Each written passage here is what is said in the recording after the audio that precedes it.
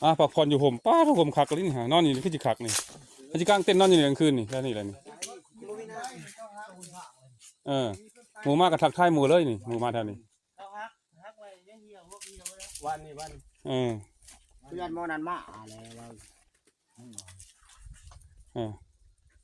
ว่าสบายเขานั่งพักผ่อนอยู่เขาสินอนอยู่นี่นี่เจ้าเมื่อรถนี่นอนตอนนี้เขาขึ้นเอาน้ำมาตุกมาเขาตั้งเท่านี้ไม่ใช่น้ำไม่ใช่ตัวน้ำอยู่บนแล้วยังไกลอยู่บ่เหมือนน้ำอยู่เป็นอย่างเอาบอกมาต้มอันนี้นี่นอนอยู่นี่ก็นอนพูดเลยนอนบอกน้ำเจ้าบนเจ้านอนพูดเลยนอนไปเลยพักผ่อนกินน้ำต่อพักแล้วเดินทางต่ออีกขึ้นผู้ป่ะนี่ลังตีนผู้ตอนนี้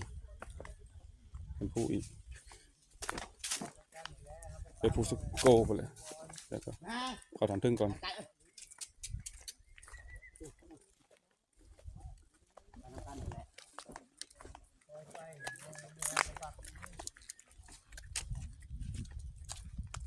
มึงยาวมึงโอ้แน่พนมเอ้ยมาดอกเจ้านี่กลับคืนละ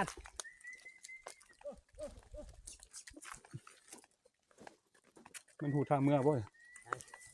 มานะก็ห่วงแล้วสั่งโอ้ยก็แก้วมันเพื่อแห้งแล้วดูจักเบิ้ลแล้วมันไปทางใดเดี๋ยวมาตายเลย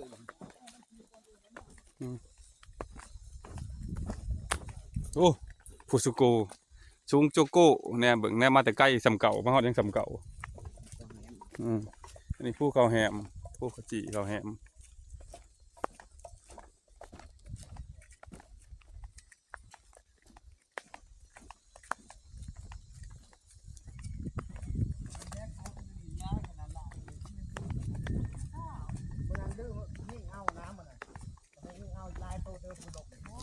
ทางขึ้นเป็นด่าน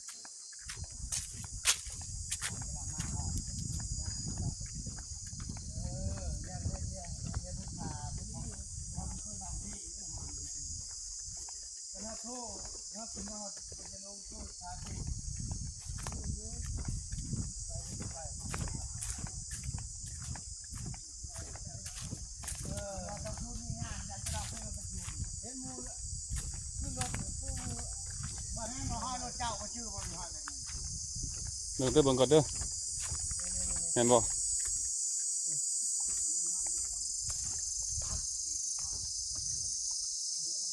ห้อยรถบนนี้ก็ขึ้นแล้วสิยังหมดบ่เห็นห้อยปานใด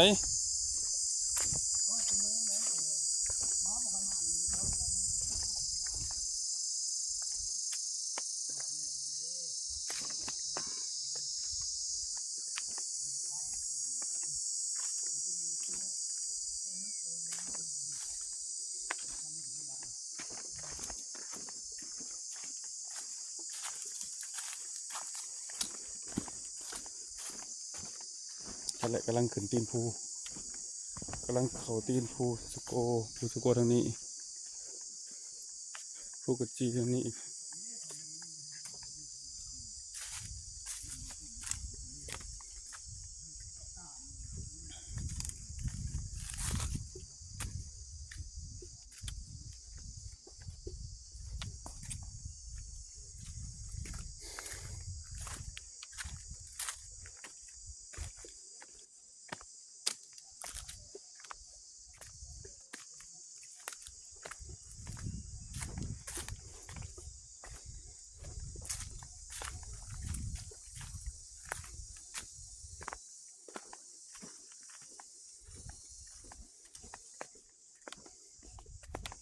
พี่มี2 ทาง2 แง่เลยเขาบอกไปทางนี้เขามาคนเดียวเขาจะไปทางนี้ทางพี่เป็นทางลงภูภูตอนนี้กำลังลงไปลงตีนภูสโกแหนมไปก็มาเคี้ยวภูสโก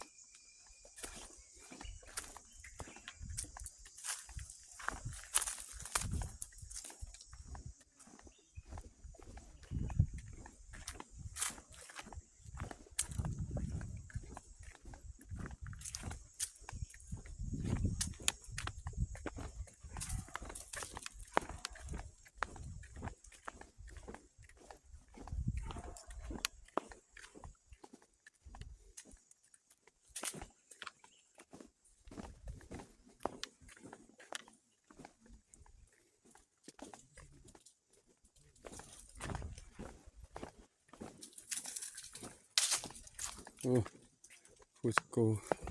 ยังบ่หอดอยู่แนมมาใกล้ๆแต่ว่าตอนอย่างมาบ่ไกลออกไกลแนมว่าคือบ่ไกล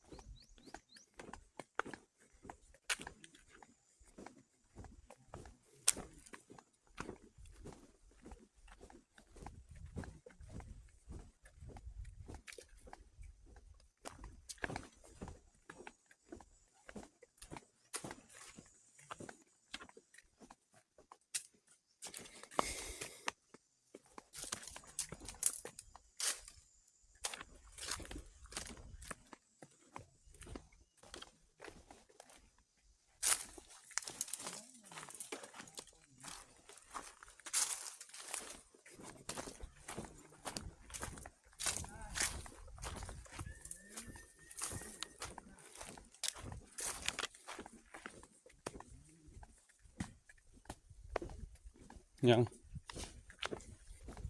ต้องมันหินบ่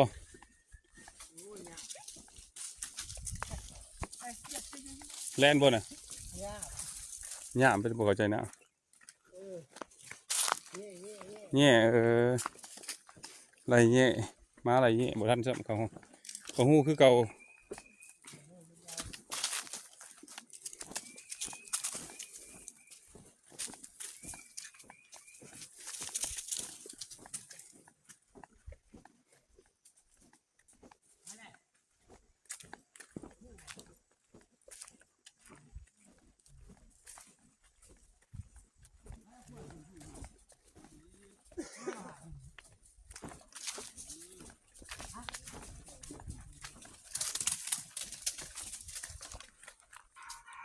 เด้ได้ยินเสียงหมาเลย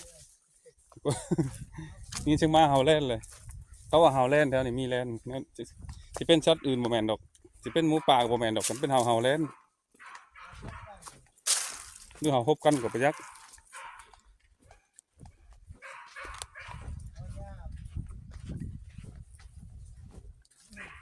ยังล่ะเฮายังล่ะเฮากันบ่เฮาแลนด์ ตีข้อมาได้ที่ใกล้เป็นยากนึง เฮาแย่นะกันเฮาก็ได้หรือเฮายังบ่ ตีข้อมาจุน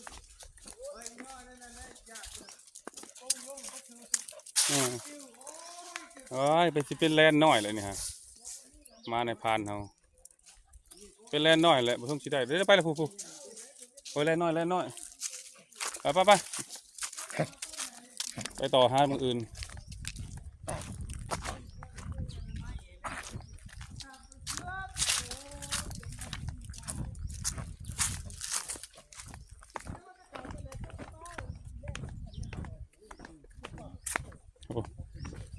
ลงภูขึ้นภูลงภูแค่ได้แต่ยางคล่องแน่มาในพิษว่าถ้าอย่างได้ปลอกหอยยางแล้วก็ทกค้าอยู่บังเก่ามันจะหยิกหยกค้าไปหมดเดี๋ยวหอดแล้วบ่อนน้ำตกน้ำใสบ่อนเคยกินน้ำภูสุโกเนี่ยไปยังคิมมิมอยู่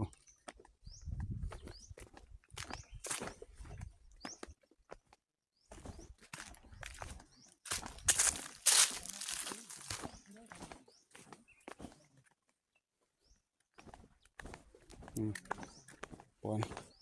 เพื่อนพักก่อน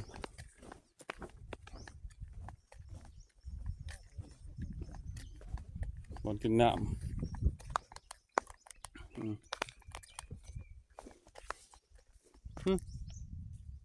มาบ่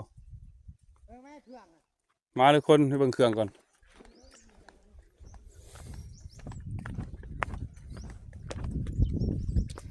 วันที่พักก่อนกินน้ำอยู่เลยเก่าหนึ่ง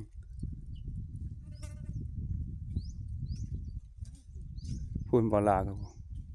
ในพานก็ไปพูดเลยไปพักผ่อนบนน้ำพูดให้เขาบนทำพักผ่อนมาแต่มือมาแต่ปิดมาเบิ่งก่อนครับผม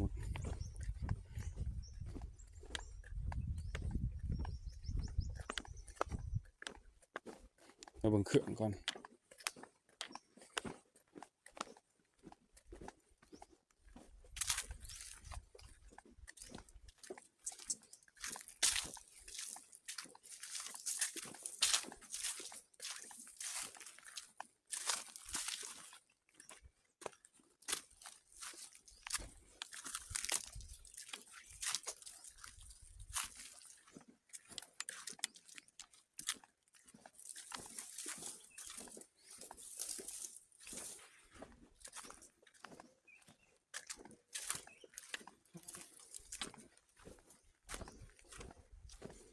นี่แหละทำถึงฮอดทุกคนบอลผักทำถึงมันบุกมาผักทำบิดนี่แหละฮอดแล้วบ้านนี่ทำถึงโอ้บอลบุกบอลนอน